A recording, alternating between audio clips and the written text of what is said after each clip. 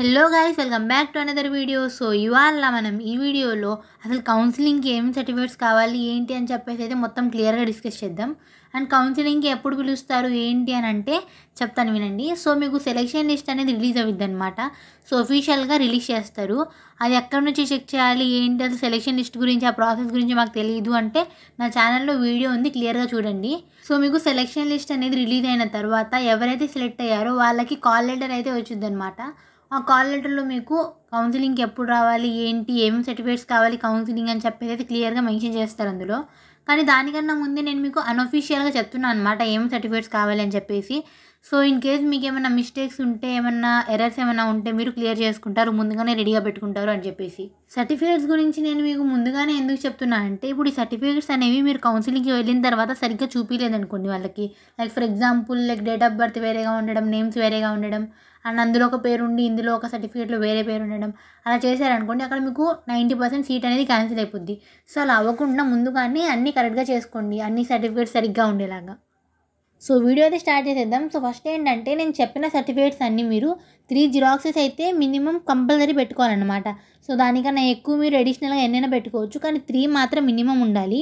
And ఇవి మీరు xerox తీసుకొని వచ్చిన తర్వాత సెట్స్గా సరిగ్గా చేసేసి, లైక్ డిఫరెంట్ చేసేసి వాటిని పిన్ చేయకండి.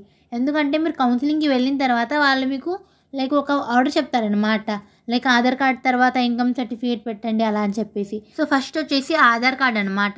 సో మీ ఆధార్ కార్డ్ అయితే కావాలి. And also mother Aadhaar card కూడా మీరు ఒక జిరాక్స్ అయితే తీసుకోండి. ఒకవేళ మీరు వైట్ కార్డ్ హోల్డర్ అయితే మీకు రేషన్ కార్డ్ అనేది ఉంటుంది కదా, రేషన్ కార్డ్, రైస్ కార్డ్ ఏదైతే ఉందో అది మీరు జిరాక్స్ తీయించుకోండి. అండ్ ఆల్సో మీ 10th క్లాస్ హాల్ టికెట్ అనమాట. సో మీరు ఎగ్జామ్ రాయడానికి వెళ్ళారు కదా ఆ హాల్ టికెట్తో, ఆ హాల్ టికెట్ అయితే కావాలి. And also me original marks మేము ఒకవేళ ఇచ్చేస్తే అది తీసుకురండి, లేకపోతే మీ మార్క్ లిస్ట్ ఏదైతే ఉంటుందో దాన్ని తీసుకురండి. ఒకవేళ ఒరిజినల్ ఇచ్చేస్తే ఒరిజినల్ తీసుకురండి మార్క్స్ మేము, లేకపోతే లైక్ మార్క్ లిస్ట్ ఏదైతే వాళ్ళు ఇచ్చారో అది తీసుకురండి. అండ్ నెక్స్ట్ వచ్చేసి క్యాస్ట్ సర్టిఫికేట్ అనమాట. సో మీరు రిజర్వేషన్ ఉంటుంది కాబట్టి క్యాస్ట్ సర్టిఫికేట్ తీసుకురండి. ఒకవేళ మీరు ఓసీ అయి ఉంటే ఈడబ్ల్యూఎస్కి అప్లై చేసుకొని ఉంటే ఈడబ్ల్యూఎస్ సర్టిఫికేట్ ఉంటే అది తీసుకురండి. ఒకవేళ మీరు ఫిజికల్లీ హ్యాండిక్యాప్డ్ అయితే, లేకపోతే మీ దగ్గర ఎన్సీసీ లేదా స్పోర్ట్స్ ఏమైనా సర్టిఫికేట్స్ ఉంటే మీరు అప్లికేషన్లో ఒకవేళ దీన్ని టిక్ కొట్టి ఉంటే ఈ సర్టిఫికేట్స్ కూడా తీసుకురావాలి, కంపల్సరీ తీసుకురావాలి.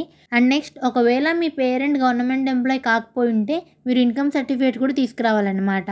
అండ్ ఫైనల్గా వచ్చేసి స్టడీ సర్టిఫికేట్ అనమాట. So me 4th class to 10th class study certificate అయితే కావాలన్నమాట. ఒకవేళ మీరు 4th class to 6th class వేరే స్కూల్లో చదివి అక్కడ నుంచి వేరే స్కూల్లో చదువుంటే ఆ 2 స్కూల్స్లో నుంచి కూడా టీసీ తీసుకురండి. ఒకవేళ మీరు 4th class చదవలేదనుకోండి, so 5th class నుంచి అయితే తీసుకురండి స్టడీ సర్టిఫికేట్ అనేది. అండ్ ఫైనల్గా మీరు మీ కాల్ లెటర్ని కూడా జిరాక్స్ అయితే తీయించుకోవాలన్నమాట. అంటే మీకు కాల్ లెటర్ వచ్చిందని చెప్పేసి ప్రూఫ్ అనమాట. సో మీకు కౌన్సిలింగ్కి కావాల్సిన సర్టిఫికేట్స్ అయితే ఇవే అన్నమాట. సో ఇవన్నీ మీరు కరెక్ట్గా ఉండేలా చూసుకోండి. ఈ సర్టిఫికేట్స్ అనేవి లేకపోతే మీకు లైక్ 90% వరకు సీట్ అనేది క్యాన్సిల్ అయిపోవచ్చు. సో అలా కాకుండా చూసుకోండి, అన్నీ కరెక్ట్గా ఉండేలా చూసుకోండి. మీరేం భయపడకండి, లైక్ ఆల్మోస్ట్ సీట్ క్యాన్సిల్ అయిపోద్ది ఇవన్నీ లేకపోతే అని చెప్తున్నా అని చెప్పేసి. సో కరెక్ట్గా ఉంచుకోండి మీరు, ఏం కాదు. లైక్ చిన్న చిన్న మిస్టేక్స్ అయితే వాళ్ళే చెప్తారనమాట, వాళ్ళే మీకు టైం ఇస్తారు ఇవన్నీ చేంజ్కి రండి అని చెప్పేసి.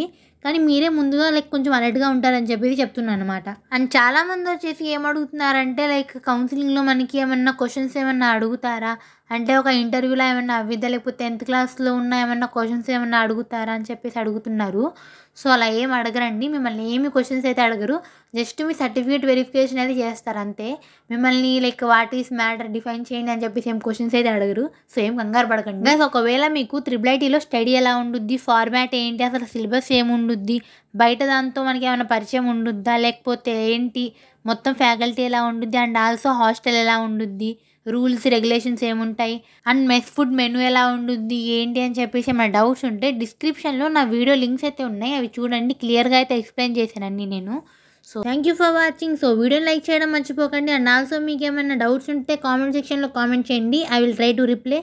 And don't forget to subscribe the channel.